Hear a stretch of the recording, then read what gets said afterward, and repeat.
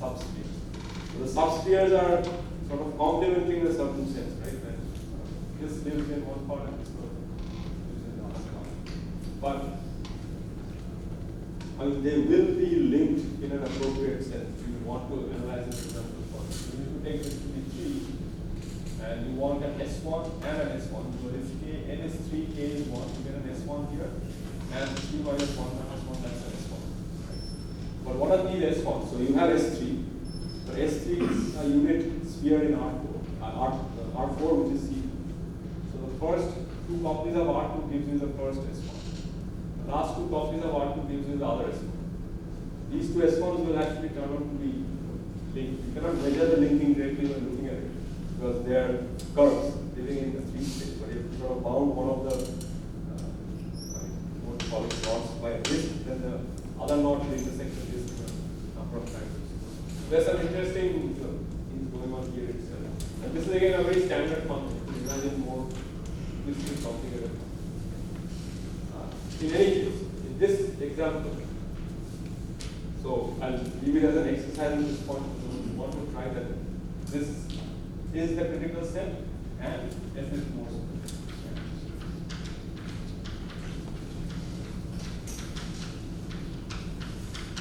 And you can in fact check the index. So this is of course your right. We rewrite it again. So what is this quantity? This quantity is inverse of 0, right? Because when this is 0, the first k plus 1 square is equal to 1. That's my k square.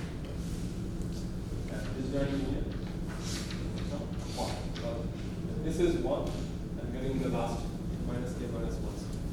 And one can check that so that index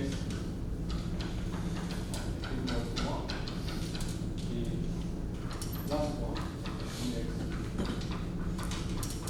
So it's almost similar to the proof data.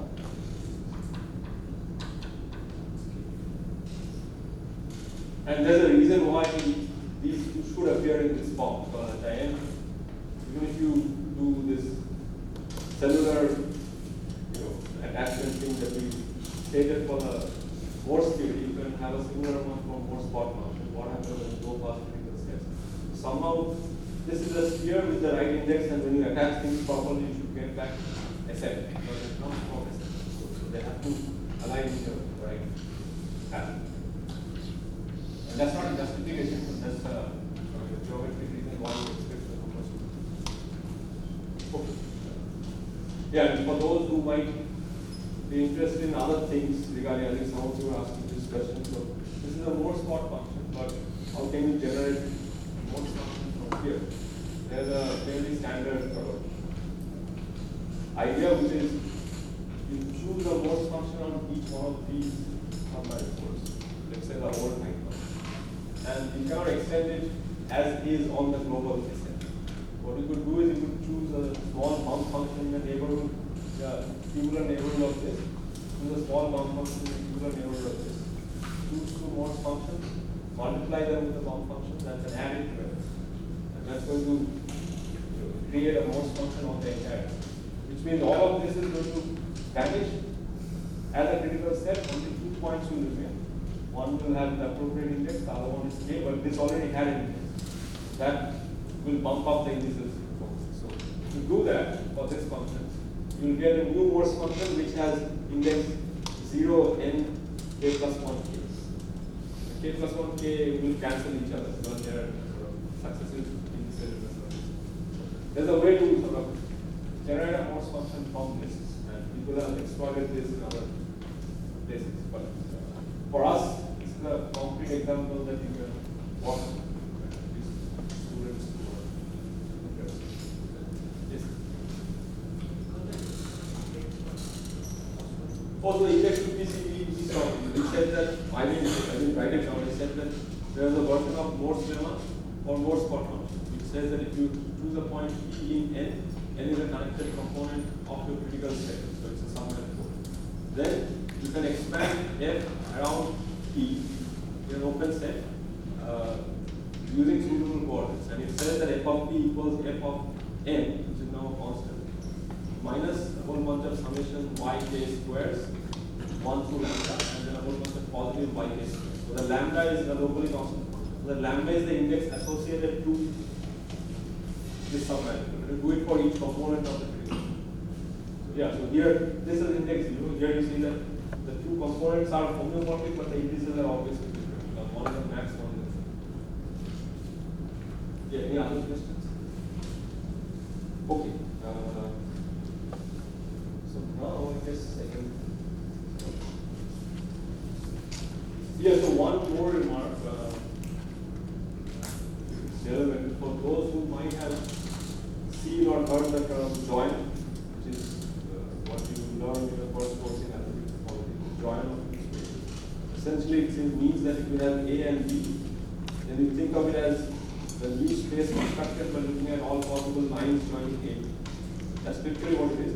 But of course, A and B do not live in some Euclidean space. They are not literally joined by. You can embed them in some line of Euclidean space, then the join is there. Otherwise, it's a quotient space. You look at A cross 0, 1 cross B. So for every point little a comma little b, the 0, 1 parameterizes an abstract line coming little a to b, but then it collapse. They collapse because you might have several lines from B0 to A0. The A0 point is fixed. There are no different endpoints. So if you collapse A cross 0, 1 cross B appropriately, you get what's called a join. And its basic fact is if you take two spheres of dimension M and N, the join is going to be one higher dimension. Sphere of one higher dimension. So you expect the dimension to go up because it's A cross 0, 1 cross B. So if you take S1 and S1, the join of S1 and S1 is S3. And the typical picture is imagine the first S1 to be the S1 of the XY plane, the other S1 to be the Z axis, which is compactified and infinity, and then the join would be the appropriate lines you can use to fill all of R3 along with the point.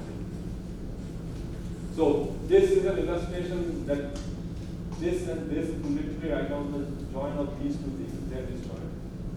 You know, that actually substitutes all of Sn. So this is related to the picture that so the remark is on the same in case this is relevant for somebody who might have to join and so on. Yeah, there's something extra going on here.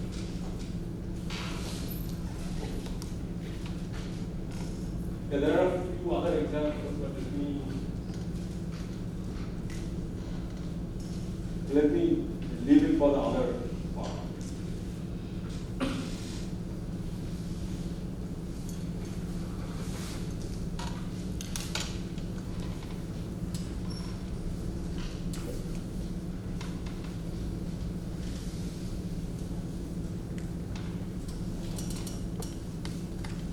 Oh, well, so you're interested in other kinds of exercises. There are quite a few standard functions on Lie groups since you have been introduced to Lie groups, at least the usual ones. So the trace functions, for example, on S1 and C1, they turn out to be more small. Maybe I added a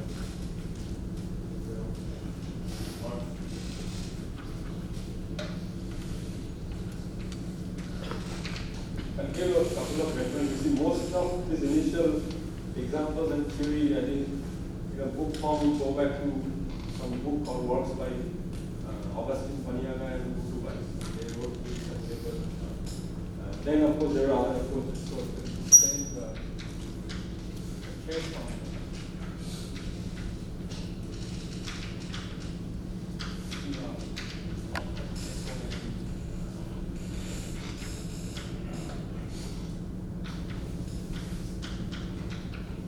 You can have two other laws.